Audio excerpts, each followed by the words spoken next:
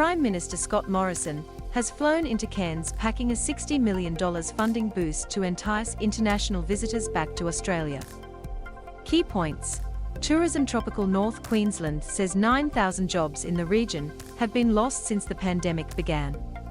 Tourism Tropical North Queensland says 9,000 jobs in the region have been lost since the pandemic began. This says the area has recovered from hardship before and will do so again. This says the area has recovered from hardship before and will do so again. Tourism officials say the $60 million will be a big help in the recovery effort.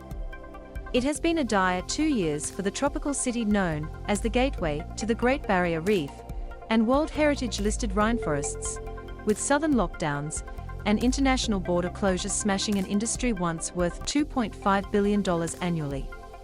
Speaking in Cairns today, Mr. Morrison said $45 million would go to Tourism Australia and another $15 million to the locally based Tourism Tropical North Queensland.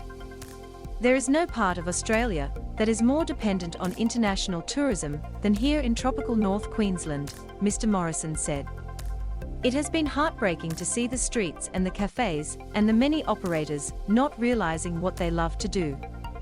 But up here, the tourism industry knows how to deal with setbacks. The pilot strike, back to when the Japanese market moved on and we had to secure new markets. They know how to do the tourism business up here. Mr. Morrison, pictured here with wildlife worker Renee Miles and a baby crocodile, says the industry has bounced back before. Like it was 30 years ago. More than 9,000 tourism jobs have been lost since the pandemic began, according to Tourism Tropical North Queensland. Chief Executive Mark Olsen said the funding was the shot in the arm the industry needed and would be used to help market the area overseas. We're having to rebuild and establish brand new relationships. It's like it was 30 years ago, Mr. Olsen said.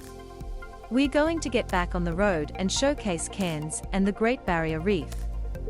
We'll be leveraging off the Tourism Australia advertising campaign activity to make sure that the far North Queensland region is front and centre through airlines and digital campaigns. Mr. Olsen said the region's tourism industry employed 15,750 full and part-time staff before the pandemic began.